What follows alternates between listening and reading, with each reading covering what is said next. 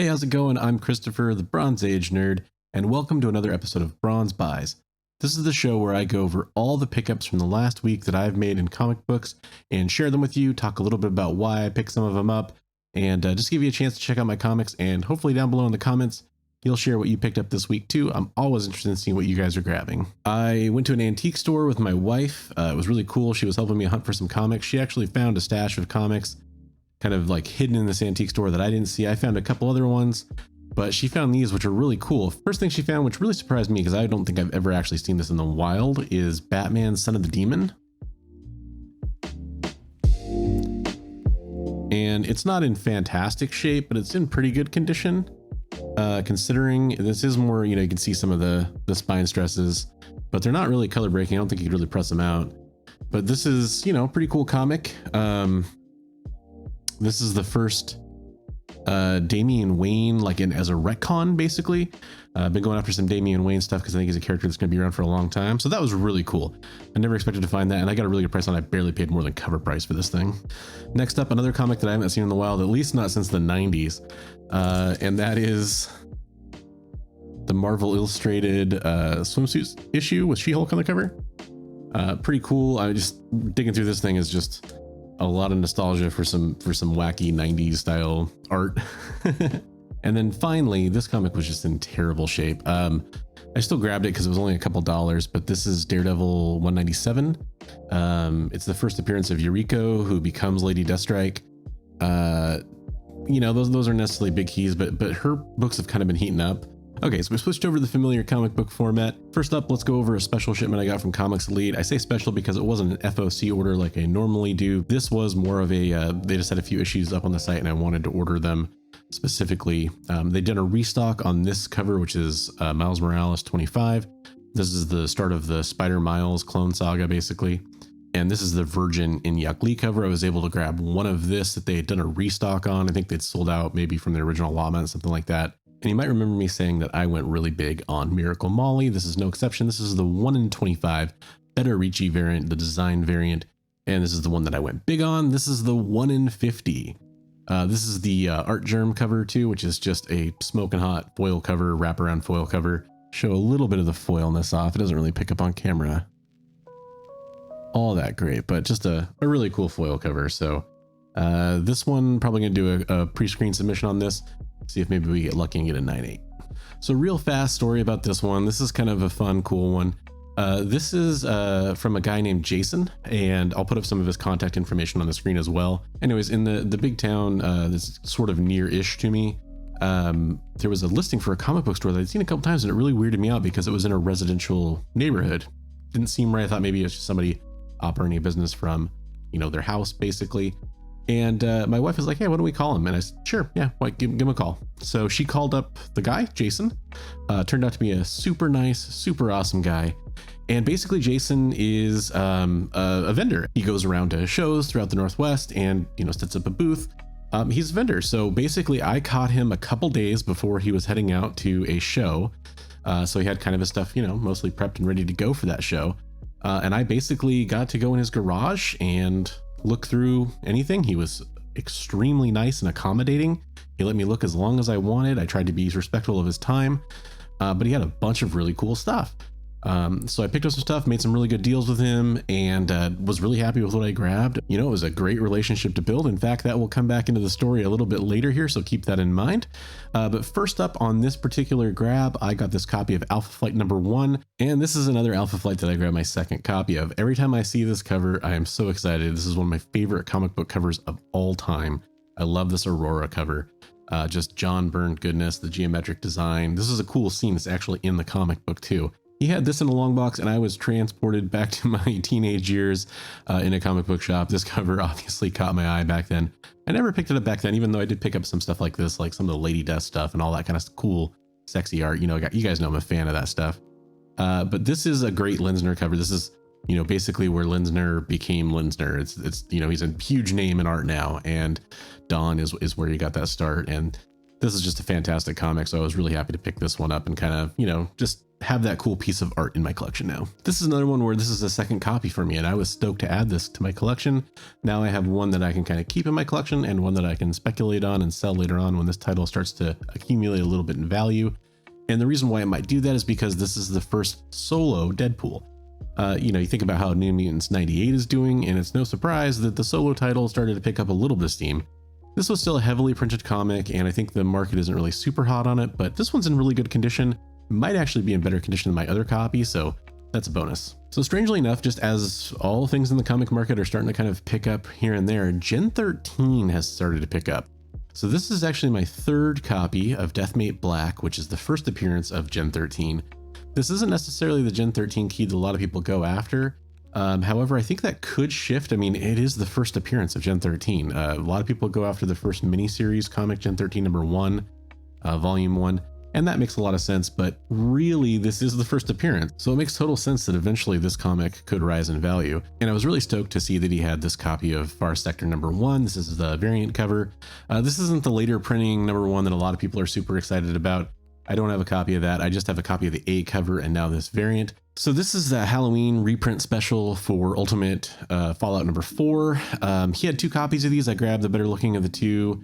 This is kind of a good comic to kind of check out because a lot of people are being priced out of Ultimate Fallout number 4 because it's a, you know, it's the modern Grail essentially. More on that later. But yeah, since he had 2 copies of this, I decided to grab the better looking of the 2. I feel like this comic still is going to grow as Ultimate Fallout 4 continues to price out for a lot of people. So this is why it's really nice to like talk to the person that you're buying comics from. You know, Jason in this case is a comic collector. He understands both sides of, you know, buying and selling. And he had 2 copies of Hulk number 1 and they were both priced. I'm not even gonna say because I think he changed the price on them, or I'm guessing he did. They were both priced pretty high when you looked at the condition. And I looked at the condition and, you know, I even said to him, hey, you know, like that Hulk number 1, that was a great book you have in there. And I would definitely buy that. It's just, it's a little too high. I wasn't even really like trying to talk him down on the price. I was just mentioning that. And he said, yeah, totally. I totally agree. And he actually worked with me on the price. And I'll tell you, because he ended up working on that deal with me, I'll tell you, he gave it to me for $10. Now this is probably like in 7580 range. So because of that, I'm not sending it off to CGC right away or anything like that. But you know, he totally acknowledged that it probably was priced too high for the condition it's in. He worked with me on it and we made a deal on it. One that I felt comfortable walking away with and one that he felt good giving it to me for. So that's the best you can ask for. Now, this was the first comic that I wanted to grab when I started digging through his boxes he had out for me. And this is the Something is Killing the Children number 11 ratio variant. This is the Jenny Frizen cover. I'm a huge fan of the number 1 variant that Frizen did, the FOC variant. And I love all the Frizen covers. I mean, there's that hot cover for 16 coming out. That's basically really similar to that cover, but this is right in that wheelhouse. I've kind of been collecting these and this is an awesome shape too. This might get submitted to a CGC pre-screen as well. How awesome was this guy? One of the first questions he asked me when I showed up was, what are you looking for? And I told him X-Men, G.I. Joe's kind of stuff I mostly go for. He said he didn't really have much G.I. Joe. He only had a few of the more kind of recent stuff in one of his boxes, but he pulled out X-Men boxes from the era that I was looking for. And sure enough, one of the comics in there was this Uncanny X-Men 184. It's the first appearance of Forge. I already have a few copies of this, so I wasn't necessarily looking for another one, but this is my first newsstand and it's in crispy condition. It's not a 9.8, it's probably more like a 9.4 or 9.6 with a clean and press, but you know, still a newsstand for a popular character in this era. Absolutely. This was just another like run completion issue that I grabbed. It was a newsstand, so that definitely made me more interested in it. Great Doctor Doom cover. So one comic I asked him for specifically was Uncanny X-Men 283, and sure enough, he not only produced this copy for me, he actually had 2 copies. You know, and in case you guys are wondering, this is a live camera, so yeah, 2 copies. I'm not just pretending to have 2 different copies. I wondered if people even noticed that is, you know, a live camera. But anyways, yeah, he had 2 copies of 283. And this is actually gonna be something that I cover in a video, probably coming out later this week, maybe early next week, about first appearances. Everyone acknowledges that Uncanny X-Men 282 is the book to own for Bishop, which is kind of interesting because it's really just a cameo book. He's on the cover, but it's a cameo book. And I think there's a chance that the market might start to recognize that a little bit and maybe move to 283, or at least let that pick up in value a bit. Right now, I think it's basically like a 9.8 would be in the 200 range for 283, whereas it'd be like in the 3 to 4. Market's really hot right now, so it's kind of hard to tell for 282. So anyway, it's just kind of an interesting little deal, and I wanted to grab a couple extra copies of this. I only have one, which is from my teenage kind of personal collection. Now, this was super dope. I found this, he had a variant box, which is really cool. Good idea for a vendor to have a cool variant box. And this was in there, and I've been looking for the early Dakin issues, and this is I think the first cameo of Dakin. I can't remember off the top of my head, but this is, I think he's as a baby in this one, I want to say. So I have a copy of 10, I have a copy of 9, so I've kind of like tried to grab, you know, all the origins issues that have Dakin in it. But this is the Casada like sketch variant, or sketch variant or black and white variant. And you know, definitely I'd rather have the variant cover for this one. Why not? It's also just a sweet cover too. So I picked up all those comics one day, and like I said, Ultimate Fallout 4 was in my mind, and that's because he had a copy of Ultimate Fallout 4. Not only is it a copy of Ultimate Fallout 4, which is the first appearance of Miles Morales, it's triple signed. That's right, this is a crazy find. I'm so glad Jason had this, and I ended up calling him the next day and saying, you know what, I really wanted that issue. My wife Autumn was super awesome and agreed to let me get it because she couldn't, you know, she could tell that I was really excited about it, and she said that'd make a great Father's Day gift. So this has to be the most impressive modern Grail, right? And to get it triple signed, I mean, that's just incredible. It's not a 9.8. I mean, we knew that. Hey, he knew that, I knew that. We both knew it looking at it. There's one pretty decent spine tick down here that is color breaking, and I think one smaller one above that's color breaking. So probably like a 9.4 maybe, but still a fantastic comic to own. So he had it labeled as Nick Spencer, Clayton Crane, and Bendis, and I don't think that's actually true. I you know, Bendis' signature is a little rough, so, but I think this is Nick Spencer on top there, and I think, you know, that's Clayton Crane, obviously. I think that's Sarah Pacelli, actually, from looking at signatures. And obviously, I think he acquired it. I want to say he won it.